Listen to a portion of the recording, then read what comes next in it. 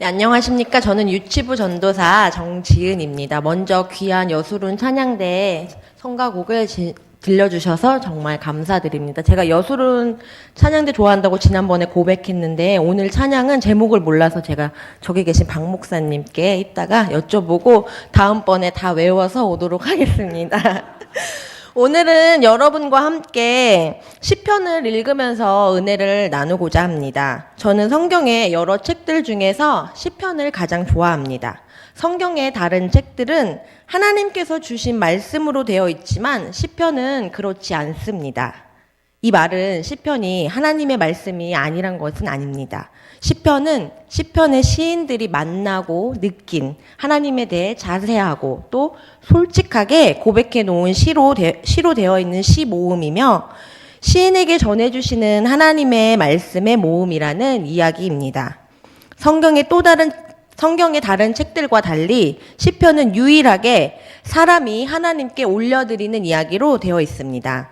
또한 시편은 5권의 책으로 되어 있습니다. 성경의 출판사마다 아마 다르겠지만 거의 모든 책에 지금 시편 1편 위에 보시면 제1권이라고 되어 있습니다.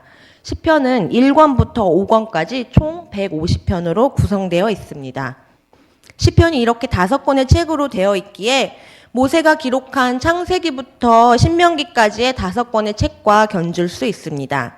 모세의 책이 창세기로부터 출애굽, 가나안 정착과 그 이후까지의 하나님께서 사람들에게 주신 이야기로 되어 있다면 시편은 총 5권으로 사람이 하나님께 올려드리는 이야기로 되어 있습니다.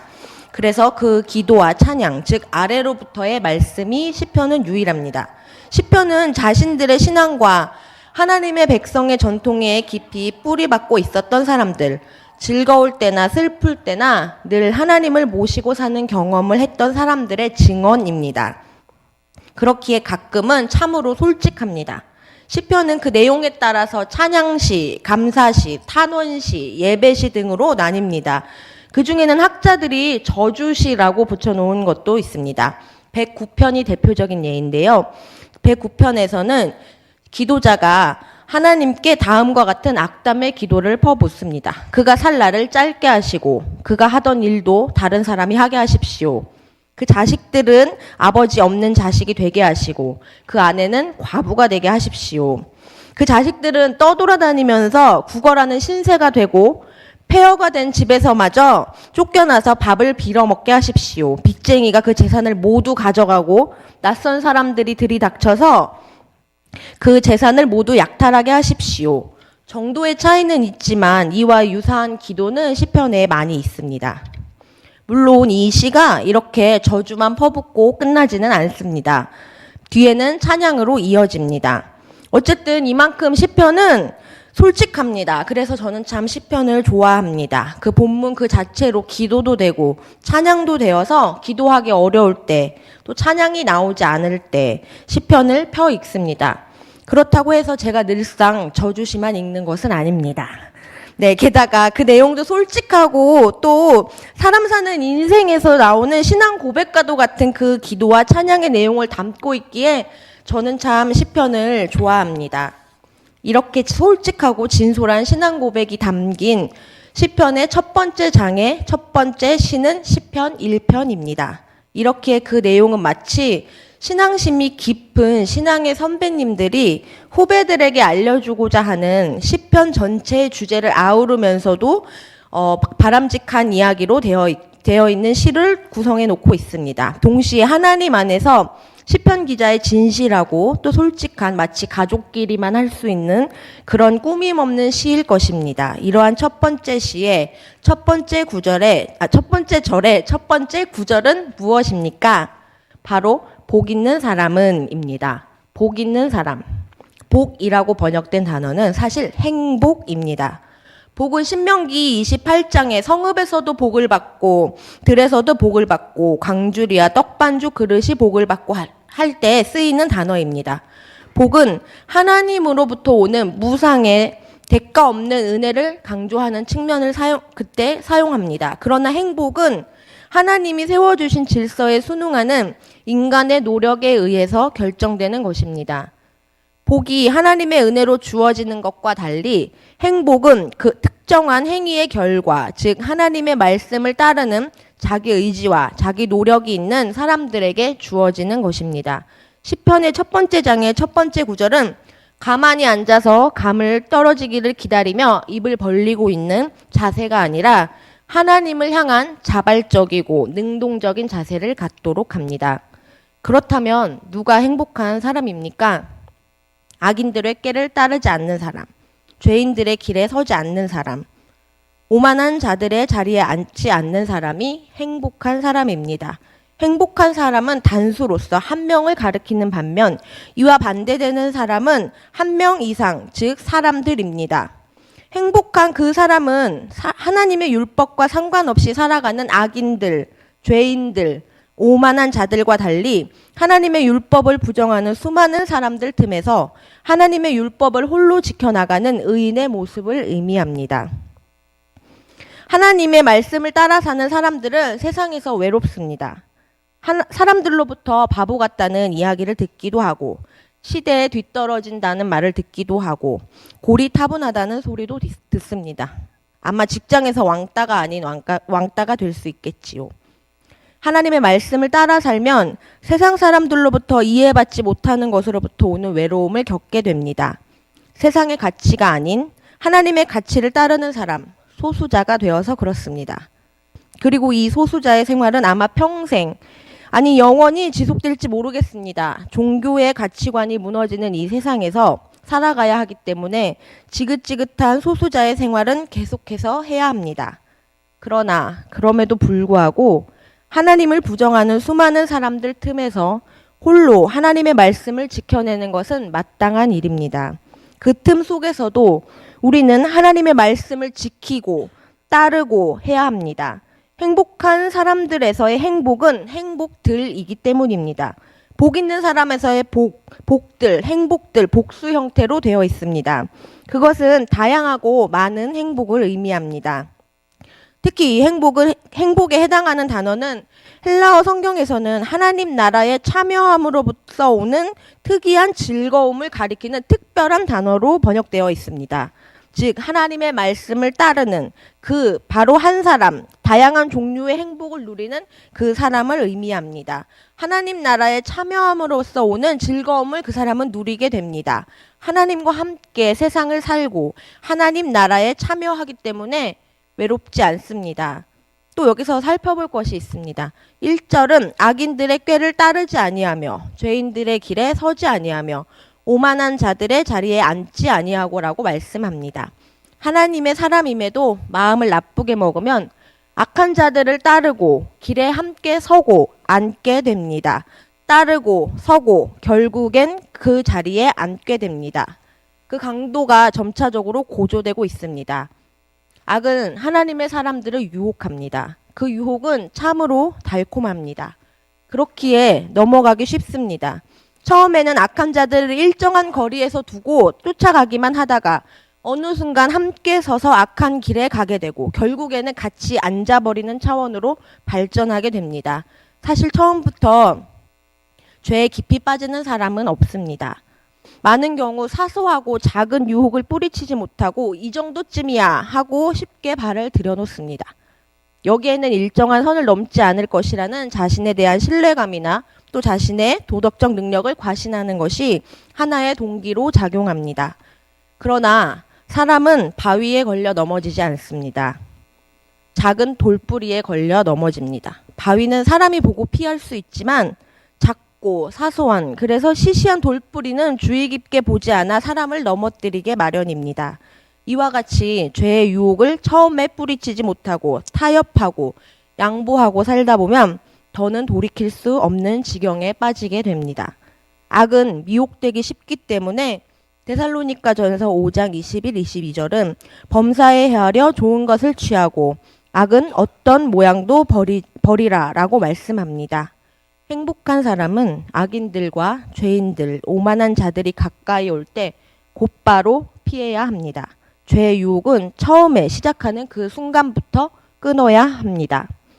또 행복한 사람은 2절에서 여호와의 율법을 즐거워하는 사람, 그 율법을 묵상하는 사람입니다. 여기서 율법을 즐거워하는 사람이라는 구절은 원문을 따라 직역하면 그의 즐거움이 율법에 있다입니다.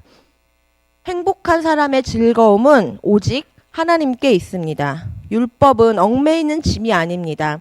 율법은 그 가르침대로 따라갈 때 진짜 기쁨, 참 기쁨을 맛볼 수 있게 합니다. 하나님이 주시는 기쁨 안에서 즐거운 사람이 행복한 사람입니다. 또한 율법을 밤낮으로 묵상하는 사람은 행복한 사람입니다. 묵상은 명상과 같이 소리를 내지 않고 마음속으로 생각하는 것을 의미하지는 않습니다. 그 뜻은 본래 중얼거리다, 투덜거리다, 술렁거리다의 의미를 가지고 있습니다. 지금의 유대인들은 말씀을 명상하지 않고 중얼거리듯이 낭독합니다. 그것처럼 우리도 하나님의 말씀을 읊조리는 사람이 되어야 되고 그 사람이 행복한 사람입니다. 행복한 사람은 그의 즐거움이 하나님 말씀에 있는 사람이기 때문에 그 말씀을 항상 기억하고 그 말씀을 입에 달고 사는 사람입니다. 이것은 소가 여물을 먹는 것과 같은 이치입니다. 그 큰 덩치를 가진 소가 어떻게 여물만 먹고 지낼 수 있을까요? 비밀은 되새김질에 있습니다. 비록 고기에 비하면 영양가가 떨어질지 모르지만 소는 자신이 먹는 여물을 되새김질하면서 온전히 소화시켜 그 영양분이 자신의 몸에 흡수되어 자신의 것이 되도록 합니다. 우리 역시 마찬가지가 되어야 할 것입니다. 어느 광고와 같이 하나님의 말씀을 씹고 뜯고 맛보고 즐겨야 할 것입니다.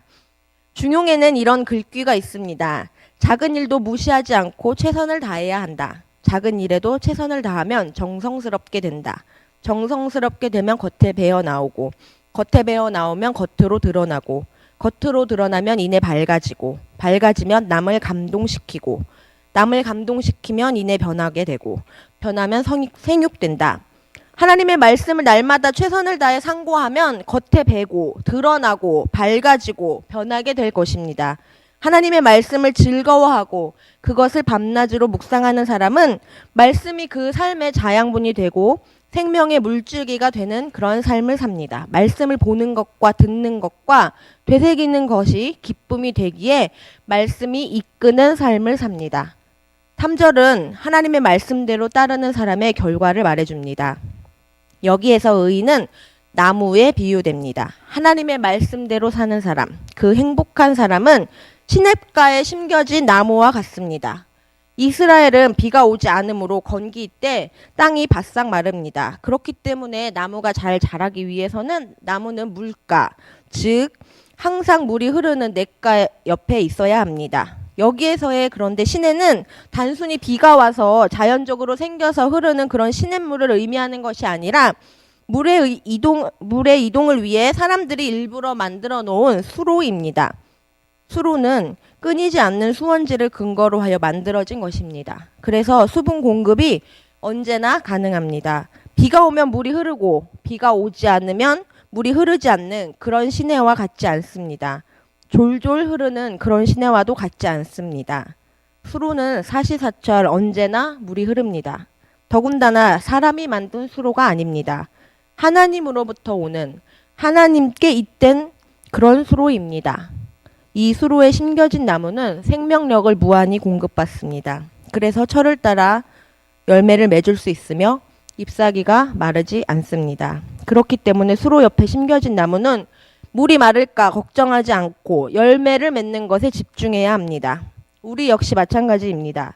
생명력을 무한히 공급받고 있는 수로가에 심기워진 나무가 열매 맺는 것에 집중하듯이 우리 역시 물이 마를까, 은혜가 마를까 걱정하는 것이 아니라 의의 열매, 선한 열매를 어떻게 하면 맺을까를 집중해야 합니다. 하나님의 은혜는 마르지 않습니다. 하나님의 사랑은 마르지 않습니다. 아시는 분은 아시겠지만 저에게는 19살 차이 나는 남동생이 있습니다. 제가 수능 시험을 마치고 오던 날 저희 집엔 이전에도 이후에도 없었던 가족회의가 열렸습니다. 바로 엄마가 임신하셨다는 것이 주제였고 어떻게 하면 좋을지가 안건이었습니다. 부모님은 저와 제 동생에게 의논하시고자 회의를 시작하셨습니다. 그리고 가족회의에서 무사히 통과되어 현재 제 남동생은 중학교 2학년이 되어 있습니다. 동생이 어렸을 때 한 2~3살 됐을 때였습니다. 한창 걸어다니면서 놀고 뛰고 하던 때였는데 어느 날 동생이 길에서 넘어졌습니다. 넘어져서 피가 났습니다. 그렇다고 병원에 갈 정도는 아니었는데 아파서 울고 있는 동생을 보면서 이런 생각을 했습니다. 아, 차라리 내가 넘어졌으면. 생애 처음이었습니다. 다른 사람 대신 내가 아팠으면 하는 생각을 태어나서 처음 해보게 되었습니다. 대신 아파주고 대신 넘어져 줄 수 없어서 속상했던 적이 생애 처음이었습니다. 그러면서 저는 하나님 감사합니다 고백할 수 있었습니다. 아직 부모가 되어보지 못해서 부모님과 자식 간의 사랑이 얼마만큼인지는 알 수 없지만 동생을 통해 조금은 알 수 있었습니다. 그러면서 하나님께서 우리를 살리시기 위해 아들이신 예수님을 보내주신 사건이 얼마나 고맙고 감사한 일인지 알 수 있었습니다. 예수님께서 돌아가실 때 나의 하나님 어찌하여 나를 버리십니까? 라고 아버지 하나님께 물으셨지만 하나님은 아무런 대답을 하지 않으셨고 침묵하셨습니다. 아들 예수님 대신 십자가를 지실 수 없는, 자식 대신 아파줄 수 없는 부모의 마음, 자식이 왜 나를 버리냐고 묻는 말에 대신 아파해 줄 수도 없고 대신 대답해 줄 수도 없는, 자식이 아프지만 더 큰 일을 위해 침묵할 수밖에 없는 그 하나님의 마음, 우리를 향한 사랑으로, 우리를 구원하시고자 하는 그 엄청난 의지로 이를 악물고 버티시며 침묵하셨던 하나님. 하나님의 사랑은 이만큼입니다. 하나님의 사랑은 결코 마르지 않습니다. 환난이나 공고나 박해나 기근이나 적신이나 위험이나 칼이나 다른 어떤 피조물이라도 우리를 우리 주 그리스도 예수 안에 있는 하나님의 사랑에서 끊을 수 없습니다. 가끔은 하나님이 날 잊으신 것 같을 때가 있습니다. 하나님께 아무리 기도하고 간구해도 응답이 오지 않을 때가 있습니다. 침묵하십니다. 그래서 때로는 화가 나기도 하고 또 때로는 포기하고 싶은 순간이 오기도 합니다. 하나님께서 나를 버리신 것만 같을 때가 있습니다. 계속되는 어려움 속에서 변하지 않을 것 같은 상황에 둘러싸여서 속이 상하고 다 버리고 싶습니다. 그러나 그때에도 기억해야 합니다. 우리는 하나님의 수로에 심기어진 나무입니다. 그 은혜가 비가 올 때는 있고 물이 있을 때는 있지만 비가 안 올 때는 물이 없는 그런 시내가 아닙니다. 영원히 마르지 않는, 영원히 끊이지 않는 그런 수로에 우리는 심기워져 있습니다. 끊이지 않는 수원지를 근거로 한 수로이며 하나님께서 직접 만드신 수로입니다. 그렇기 때문에 우리를 향한 하나님의 은혜는, 하나님의 사랑은 끊이지 않습니다. 마르지 않습니다. 이러한 사랑 속에 살아가는 인생은 형통 안 할래야 안 할 수가 없습니다. 다시 본문으로 돌아와서 4절은 행복한 사람과 반대되는 사람 이야기가 나옵니다. 악인들은 바람에 나는 겨와 같다고 말씀합니다. 앞 절들에서 행복한 사람의 삶이 자세히 그려진 것과 달리 악인의 삶은 단 한마디 그렇지 아니하며 라는 말로 소개됩니다. 악인의 모습은 무가치하기 때문에 그렇습니다. 악인들은 하나님의 관심사가 아니기 때문에 그렇습니다. 악인은 한마디로 정리될 정도로 가볍습니다. 무가치한 자들의 말로는 바람에 날리는 겨입니다. 시이기 때문에 운율을 살려서 3절의 나무는 에츠이고 겨는 히브리 말로 모츠입니다. 에츠와 모츠, 운율을 살려서 시를 기록하고 있습니다. 그리고 에츠와 모츠의 운명의 대비를 분명하게 보여주고 있습니다. 알곡은 공중에 띄워진 후에 바로 땅으로 떨어지지만 겨는 바람에 날아갑니다. 하나님의 말씀을 멀리하는 삶은 겨와 같이 공허하고 무의하며 무가치한 삶입니다. 하나님의 사람은 수로에 심겨진 나무와 같은 생명력이 있지만 악인들의 삶은 바람에 날리는 겨와 같이 생명력은커녕 공허합니다. 5절은 악인들의 운명을 이어서 말씀합니다. 악인은 심판 앞에서 견디지 못하게 됩니다. 그들이 저지른 일로 인해 하나님의 잔치에 참여할 수 없게 됩니다.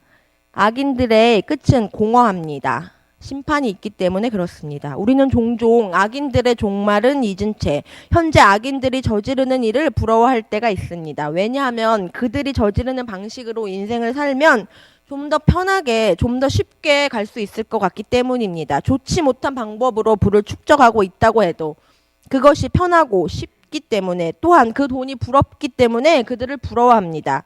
옳지 못한 방법으로 가는 지름길과 바른 방법으로 가는 왕도 사이에서 고민합니다.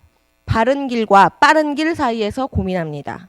바르지 못한 방법으로 질러가는 길을 기웃거리고 갈까 말까 망설입니다. 그도 그럴 것이 세상 사람들은 그 길로 시간도 단축하고 돈도 벌고 이익도 취하고 나보다 더 잘 살고 있기 때문에 그렇습니다. 나만 바보 같고 바보 같은 나 때문에 내 가족만 희생하고 고생하는 것 같습니다. 그러나 그 길, 그 옳지 못한 길은 종국에 허망합니다. 성경은 분명하게 그것을 부러워하지 말라고 말씀합니다. 오늘 본문에서 뿐만 아니라 잠언 24장 19절 20절은 너는 행악자들로 말미암아 분을 품지 말며 악인들의 형통함을 부러워하지 말라. 대저 행악자는 장래가 없겠고 악인의 등불은 꺼지리라고 말씀합니다. 우리는 오직 하나님의 말씀대로 사는 것에 힘써야 합니다.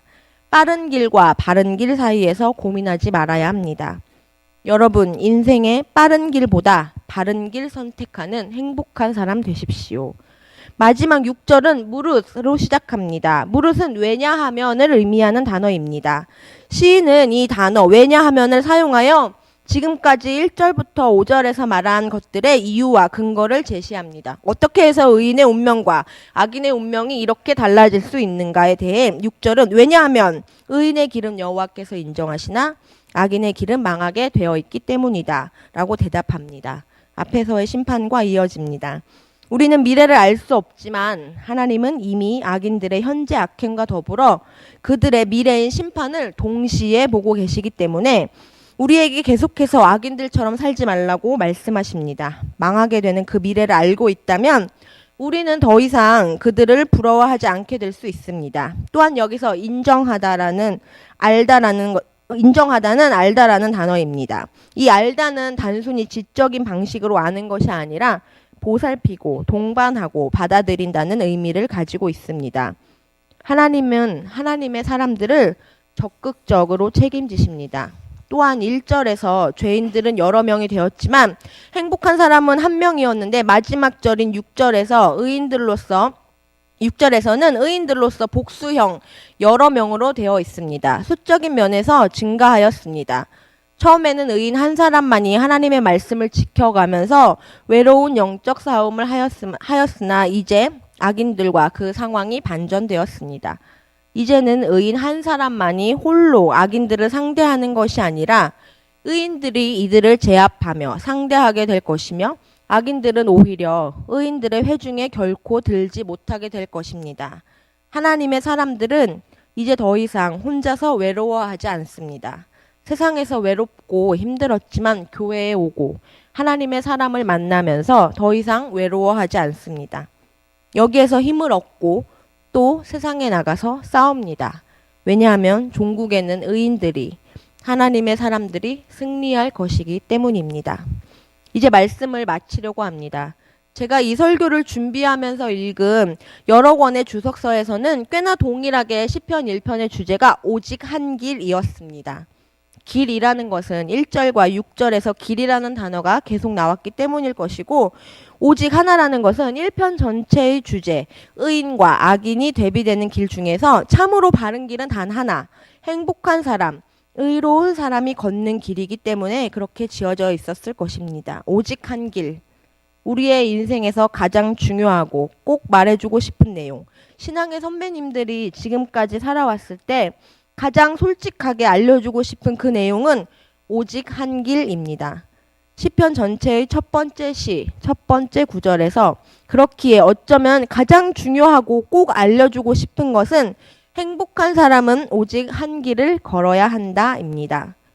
행복한 사람의 삶이 되고 생명과 기쁨을 얻는 길이 무엇인가를 알려줍니다. 그 길은 저 악인들이 걸어가는 길과는 다릅니다. 하나님의 말씀 속에 살면서 하나님이 자신의 기쁨이 되고 그리하여 영원히 마르지 않는 샘의 뿌리를 대고 열매를 맺는 것에 힘쓰는 나무와 같은 삶. 그 길을 걸어가는 사람은 복됩니다. 행복합니다. 음력으로는 아직이지만 양력으로는 2016년 새해가 밝았고 그 첫 달이 지나가고 있습니다.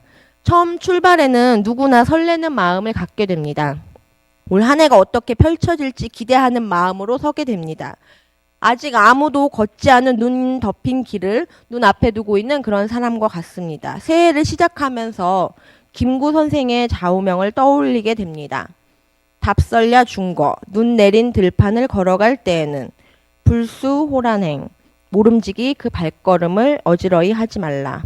금일아적행, 오늘 걷는 나의 발자국은 수작후 인정, 반드시 뒷사람의 이정표가 되리니. 오늘 내가 가는 길이 훗날 뒷사람의 이정표가 됨을 기억하고 우리 역시 시편 1편을 지은 시인의 길을 따라 한 걸음 한 걸음 행복한 사람의 발자국을 이어가야 하겠습니다. 그래서 현재 신앙인으로서 또 앞서 걷고 있는 신앙인으로서 올바른 발자국을 만들어내며 남겨주어야 할 것입니다. 결국엔 모두가 공평하게 가는 인생입니다. 싹이 트고 자라나 푸르른 잎사귀를 내고 꽃이 펴서 열매를 맺지만 결국엔 다 시드는 것이 있지요. 그것이 인생일 것입니다. 이것이 하나님이 정하신 것입니다. 그러나 이것이 끝이라면 얼마나 허무합니까? 이 허무한 인생길에 목말라 하는 우리들을 위해 하나님은 행복한 길을, 영원히 목마르지 않는 수로를 내어주셨습니다. 허망한 것을 바라지 말고 하나님의 말씀을, 하나님의 은혜를 구하는 우리가 되어야 하겠습니다. 또한 우리의 길이 어떤 길은 사람이 보기에 바르나 필경은 사망의 길이니라 라는 잠언서의 말씀처럼 사람 보기에 좋은 길, 빠른 길이 아니라 바른 길이 되어야겠습니다. 하나님이 인정하시며 하나님의 뜻을 이루는 길을 걷는 그런 저와 여러분이 되시기를 바랍니다. 기도하시겠습니다. 하나님, 당신의 말씀이 우리 영혼의 깊은 곳에서 솟아나오길 소망합니다. 그리하여 우리의 영혼이 마르지 않도록 해주십시오. 또한 하나님의 마르지 않는, 변하지 않는 그 사랑 안에서 참된 안식을 얻게 해주십시오. 그리고 평소에는 푸른 듯 하지만 바람이 불면 다 날아가 버리는 허망하고 공허하고 덧없는 것을 쫓지 않을 수 있도록 성령 하나님께서 우리의 걸음을 인도해 주십시오. 하나님께서 알고 인정하시는 그 길을 쫓을 수 있도록 그리하여 풍성한 열매 맺고 형통한 삶을 살아내는 우리가 되게 해 주십시오. 이 모든 말씀 나를 살리신 그리고 우리를 살리신 예수 그리스도의 이름으로 기도드렸습니다.